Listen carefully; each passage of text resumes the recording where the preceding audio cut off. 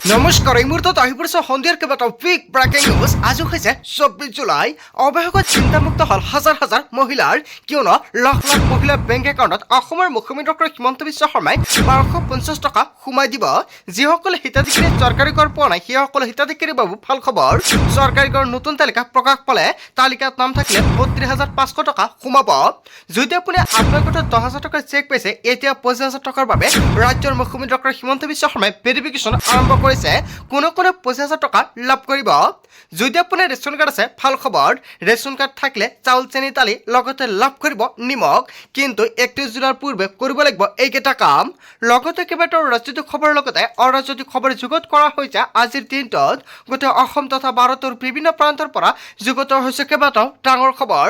এনেবোৰ খবৰ নিতৌ পাই থাকিবলৈ চেনেলটি ছাবস্ক্ৰাইব কৰি ভিডিঅ'ত এটা লাইক কৰিবলৈ নাপাহৰিব। আজিৰ আমাৰ প্ৰথম খুবেই গুৰুত্বপূৰ্ণ খবৰ হৈছে অসমবাসীৰ বাবে এটা ডাঙৰ খবৰ। অৱশেষত চিন্তামুক্ত হ'ল হাজাৰ হাজাৰ মহিলাৰ। তালিকাৰ পৰা নামকৰণ হোৱা প্ৰতিগৰাকী মহিলাই লাভ কৰিব অৰুণোদয়। আপুনি অৰুণোদয় আঁচনিৰ টকা যদি আগতে পাইছিলে, এতিয়া তালিকাৰ পৰা আপোনাৰ নাম কৰ্তন কৰা হৈছে নেকি? তেন্তে আপোনাৰ বাবে সোণলৈ সুযোগ দিছে অসমৰ মুখ্যমন্ত্ৰী ডক্টৰ হিমন্ত বিশ্ব শৰ্মাই। কিয়নো তালিকাৰ পৰা নাম কৰ্তন হোৱা প্ৰতিগৰাকী মহিলাই লাভ কৰিব পুনৰ অৰুণোদয় আঁচনিৰ সুবিধা। যদি আপুনি যোগ্য হয় তেন্তে ভাল খবৰ। অৰুণোদয় আঁচনি নোপোৱাকৈ কোনো এগৰাকী মহিলা নাথাকিব অসমত। অসমৰ মুখ্যমন্ত্ৰী ডক্টৰ হিমন্ত বিশ্ব শৰ্মাই কৰিলে ডাঙৰ ঘোষণা। গৰ্তবহী আবেদন কৰিলেই লাভ কৰিব অৰুণোদয় আঁচনিৰ ধনৰাশি। ইয়াৰ বাবে পূৰণ কৰিব লাগিব প্ৰপত্ৰ পূৰণ কৰি প্ৰেৰণ কৰিব লাগিব ASLRM লৈ। DC অফিচলৈ নোযোৱাকৈ লাভ কৰিব অৰুণোদয় আঁচনিৰ ধনৰাশি। ৰাজ্যৰ প্ৰতিগৰাকী জীৱিকা সখীয়ে লাভ কৰিব অৰুণোদয় আঁচনিৰ সুবিধা। আপুনি যদি আত্মসহায়ক 10,000 টকাৰ চেক পাইছে, তেনে ক্ষেত্ৰত আপুনি অৰুণোদয় আঁচনিৰ পৰা বঞ্চিত হৈছে নেকি? তেনে ক্ষেত্ৰত আজি কৰক আপুনি আবেদন। ইয়াৰ বাবে যাব নালাগে কোনো DC অফিচলৈ। পোনপটীয়াকৈ লাভ কৰিব এই অৰুণোদয় আঁচনিৰ ধনৰাশি। 1250 টকা প্ৰতিগৰাকী মহিলা পাই থাকিব পোনে পোনে বেংক একাউণ্টত। অৰুণোদয় আঁচনিৰ তালিকাত নাম থাকিলে 3 আগষ্টৰ পূৰ্বে ৰাজ্যৰ প্ৰতিগৰাকী হিতাধিকাৰী DBT লিংক কৰক। যিসকলে DBT লিংক কৰিছে সেইসকল হিতাধিকাৰী পুনৰ DBT লিংক কৰিব নালাগে। অসমৰ মুখ্যমন্ত্ৰী ডক্টৰ হিমন্ত বিশ্ব শৰ্মাই অৰুণোদয় আঁচনিক লৈ কৰিছে বৃহৎ ঘোষণা। তাৰ পিছত অসমবাসী ৰাজ্যক জনাইছো আমাৰ পৰৱৰ্তী খুবেই গুৰুত্বপূৰ্ণ খবৰ, লগতে এটা ডাঙৰ খবৰ। আপুনি এই মাহৰ ৰেচন সংগ্ৰহ কৰিলে নে? যদি আপুনি ৰেচন সংগ্ৰহ কৰিছে, তেনে ক্ষেত্ৰত আপোনাৰ বাবে ভাল খবৰ। কৈছো নকৰা গ্ৰাহকে নাপাব ৰেচনৰ চাউল।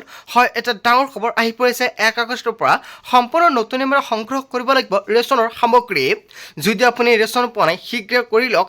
কৈছে চলি আছে অন্ন সেৱা দিন আৰু অন্ন সেৱা সপ্তাহৰ দিনতে আপুনি ৰেচন সংগ্ৰহ সময়তে কৈছে কৰিব লাগিব। নতুন নিয়মেৰে সংগ্ৰহ কৰক ৰেচনৰ দোকানীয়ে চাউল কমকৈ দিলে অথবা দোকান বন্ধ ৰাখিলে দিয়ক আপুনি অভিযোগ। ৰেচন কাৰ্ড থাকিলে 1 আগষ্টৰ পৰা চেনি, চাউল, দালি লগতে নিমখ আপুনি লাভ কৰিব। ডায়েল কৰক 1800345361। যদি আপোনাক এইকেইবিধ সামগ্ৰী কমকৈ দিয়ে, তেনে ক্ষেত্ৰত আপুনি দিয়ক অভিযোগ। ফোন নালাগিলে আপুনি মেছেজ কৰক এই নম্বৰটোত। হেল্পলাইন নম্বৰটো হৈছে 1967। নম্বৰটো কল কৰি দিব পাৰিব অভিযোগ। নিৰ্দেশ অমান্য কৰিলে সুলভ মূল্যৰ দোকানীৰ বিপদ অনিবাৰ্য। ৰেচন সংগ্ৰহ কৰিবলৈ পোষ্ট মিছনত দিব লাগিব ফিংগাৰপ্ৰিণ্ট। সজাগতাৰ বাবে ৰেচনৰ দোকানীয়ে দোকানৰ সন্মুখত আনিব লাগিব ফলক। নিয়ম ভংগ কৰিলে দোকানীৰ বিৰুদ্ধে লোৱা হ'ব শাস্তিমূলক ব্যৱস্থা। যদি আপোনাৰ ৰেচন কাৰ্ড আছে, আপুনি 1 আগষ্টৰ পৰা এইকেইবিধ সামগ্ৰী লাভ কৰিব। লগতে কিছুমান জিলাতে 1 আগষ্টৰ পৰা ৰেচন সংগ্ৰহ কৰিবলৈ লগতে লৈ যাব লাগিব মোবাইল ফোন। আধাৰ কাৰ্ডৰ সৈতে যিটো মোবাইল নম্বৰ লিংক হৈ আছে, সেই মোবাইলটো লৈ যাব লাগিব। কিয়নো যেতিয়া আপুনি ৰেচন ল'ব, আপোনাৰ মোবাইলত OTP আহিব। সেই OTP পোষ্ট মিছনত সন্নিৱিষ্ট কৰি ছাবমিট নকৰাকৈ আপুনি ৰেচনৰ সামগ্ৰী নাপাব। চৰকাৰৰ ফালৰ পৰা জাৰি কৰিছে বিশেষ জাননী। তাৰ পিছত অসমবাসী ৰাজ্যক জনাইছো আমাৰ পৰৱৰ্তী খুবেই গুৰুত্বপূৰ্ণ খবৰ, লগতে এটা ডাঙৰ খবৰ। PMAY চৰকাৰী কৰক লৈ মুখ্যমন্ত্ৰী ডক্টৰ হিমন্ত বিশ্ব শৰ্মাৰ ডাঙৰ ঘোষণা। ৰাজ্যত নতুনকৈ 40,354টা পৰিয়ালে লাভ কৰিব PMAYৰ অধীনত চৰকাৰী কৰ। 40,000 হিতাধিকাৰীৰ বাবে চৰকাৰী কৰ তালিকা প্ৰস্তুত হৈছে। এতিয়াই তালিকাত চাই লওক আপোনাৰ নাম আছেনে। তালিকাত নাম থাকিলে আপোনাৰ একাউণ্টত 32,500 টকা সোমাব। ৰাজ্যত একেলগে অনুমোদন লাভ কৰিছে অবিশ্বাস্য 16,810টা নতুন পকী কৃষক। দ্ৰুতগতিত চলিব ঘৰ নিৰ্মাণৰ কাম কাজ। চৰকাৰৰ টকা সোমোৱাৰ লগে লগে 100 দিনৰ ভিতৰতে আপোনাৰ ঘৰ সম্পূৰ্ণ হ'ব। পকী ঘৰ নিৰ্মাণৰ বাবে চৰকাৰে ইতিমধ্যে মুকলি দিছে 220.12 কোটি টকাৰ বিশাল পুঁজি। আনহাতে অনুমোদনৰ বাবে এতিয়াও সাজু হৈ আছে আন এক বৃহৎ তালিকা যিসকলে জিঅ'ৰিং কৰিছে সেইসকল হিতাধিকাৰীৰ বাবে এখন তালিকা প্ৰস্তুত কৰি থৈ দিছে চৰকাৰৰ ফালৰ পৰা ৭,৩৪০টা পৰিয়ালৰ বাবে অনুমোদন হৈছে প্ৰধানমন্ত্ৰীৰ পকীকৰ পোনপটীয়াকৈ হিতাধিকাৰী একাউণ্টলৈ যাব নিৰ্মাণ কৰা চৰকাৰী কৰৰ ধনৰাশি চৰকাৰী কৰৰ তালিকাত চাই লওক আপোনাৰ নাম আছেনে যদি তালিকাত আপোনাৰ নাম আছে তেনে ক্ষেত্ৰত আপোনাৰ বেংক একাউণ্টত চৰকাৰী কৰৰ প্ৰথম কিছু টকা ৰিলিজ কৰা হ'ব ৰাজ্যৰ মুখ্যমন্ত্ৰী ডক্টৰ হিমন্ত বিশ্ব শৰ্মাই কৰিলে বৃহৎ ঘোষণা তাৰ পিছত অসমবাসীৰ ৰাজীৱ জনসমাৰ পৰৱৰ্তী খুবেই গুৰুত্বপূৰ্ণ খবৰ লগতে এটা ডাঙৰ খবৰ প্ৰশ্নকাকত ফাদিলৰ বিৰুদ্ধে সংসদত উত্থাপন কৰা হ'ব বিধেয়কত থাকিব কঠোৰ শাস্তিৰ ব্যৱস্থা এসপ্তাহৰ ভিতৰতে সংসদত এই বিধেয়কখন গৃহীত কৰাৰ বাবে চেষ্টা চলাব চৰকাৰে দোষীৰ বিৰুদ্ধে সকলো গোচৰ চলিব ফাষ্টেগ আদালতত মন্তব্য কৰিছে প্ৰধানমন্ত্ৰী নৰেন্দ্ৰ মোদীয়ে নীট পৰীক্ষাৰ প্ৰশ্নকাকত ফাদিলৰ বিষয়টোৰ বৰ দুখজনক দোষীক গ্ৰেপ্তাৰ কৰা হৈছে মাজনিশা ফেচবুক লাইভযোগে ঘোষণা কৰিছে প্ৰধানমন্ত্ৰী নৰেন্দ্ৰ মোদীয়ে প্ৰশ্নকাকত ফাদিলৰ বিৰুদ্ধে সংসদত উত্থাপন কৰা হ'ব বিধেয়ক তাৰ পিছত অসমবাসীৰ ৰাজীৱ জনসমাৰ পৰৱৰ্তী খুবেই গুৰুত্বপূৰ্ণ খবৰ লগতে এটা ডাঙৰ খবৰ উজনি অসমৰ বানপীড়িতলৈ সকলোৱে সহায় কৰক বন্যাৰ্থৰ দুখ দেখি উচপি উঠিল মৌলানা বদৰুদ্দিন আজমলে সকলো মন্ত্ৰী বিধায়কক বান পৰিস্থিতি চোৱাৰ আহ্বান অতি ভয়াৱহ হৈ পৰিছে শিৱসাগৰ চৰাইদেউ যোৰহাটৰ বান পৰিস্থিতি ইটোৰ পিছত সিটো মৃতদেহ উপঙি উঠিছে বানপীড়িত অঞ্চলত পশু পক্ষীৰ পৰা আৰম্ভ কৰি মানুহলৈকে অবৰ্ণনীয় পৰিৱেশৰ সৃষ্টি হৈছে যদি আপুনি একেখন জিলাৰ পৰা ভিডিঅ' চাই আছে কমেণ্ট কৰি জনাই দিব বৰ্তমান আপোনাৰ জিলাৰ পৰিস্থিতি কেনেকুৱা নিশ্চয় যদি বানপানীৰ অৱস্থা অলপমান হেৰা পাইছে কমেণ্ট কৰিব তাৰ পিছত অসমবাসীৰ ৰাজীৱ জনসমাৰ পৰৱৰ্তী খুবেই গুৰুত্বপূৰ্ণ খবৰ লগতে এটা ডাঙৰ খবৰ বানৰ বিভীষিকাত উজনিৰ ভয়ংকৰ যন্ত্ৰণা হয় এটা ডাঙৰ খবৰ আহি পৰিছে সময় যিমানে বাগৰিছে সিমানেই বাঢ়িছে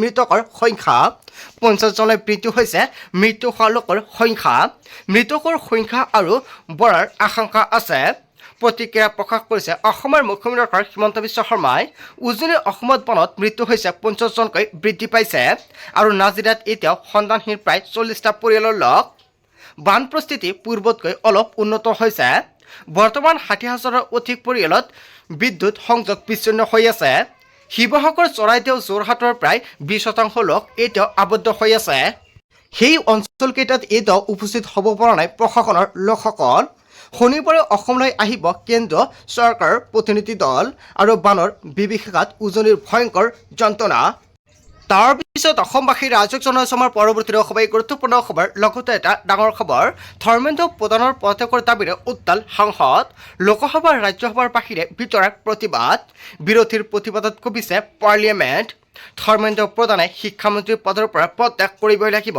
ধৰ্মেন্দ্ৰ প্ৰধানে পদত্যাগ নকৰাকৈ কোনো আলোচনা নহয় স্পষ্ট বাৰ্তা বিৰোধীৰ 3টা চৰ্ত বান্ধি দিলে বিৰোধীয়ে ধৰ্মেন্দ্ৰ প্ৰধানক অপসাৰণ কৰক ছাত্ৰ ছাত্ৰীক আক্ৰমণ কৰা আৰক্ষীক শাস্তি দিয়ক প্ৰধানমন্ত্ৰী নৰেন্দ্ৰ মোদীয়ে ক্ষমা খোজক ধৰ্মেন্দ্ৰ প্ৰধানৰ পদত্যাগৰ দাবীৰে উত্তাল সংসদ ইয়াৰ বিষয়ে জনতাই কি ক'ব ধৰ্মেন্দ্ৰ প্ৰধানে পদত্যাগ কৰিব লাগে নে নাই জনতাৰ মন্তব্য নিশ্চয় কমেণ্ট বক্সত জনাব তাৰ পিছত অসমবাসীৰ ৰাজীৱ জনসমাৰ পৰৱৰ্তী খুবেই গুৰুত্বপূৰ্ণ খবৰ লগতে এটা ডাঙৰ খবৰ ৰাজ্যত কিমান আছে হিন্দু বিদেশী চলিত বৰ্ষৰ 31 মেলৈকে 1,72,673 জন চিনাক্ত কৰা হৈছে বিদেশী ইয়াৰে 61,189 জনেই হিন্দু আৰু 1,11,414 জন মুছলমান 70 জন খ্ৰীষ্টান তথা আন ধৰ্মৰ লোকসকল বিধানসভাত এই কথা সদৰি কৰে মন্ত্ৰী অতুল বৰাই শিৱসাগৰ বিধায়ক অখিল গগৈৰ প্ৰশ্নত এই উত্তৰ চৰকাৰৰ 2021 চনৰ পৰা মাত্ৰ 117 জন বিদেশীহে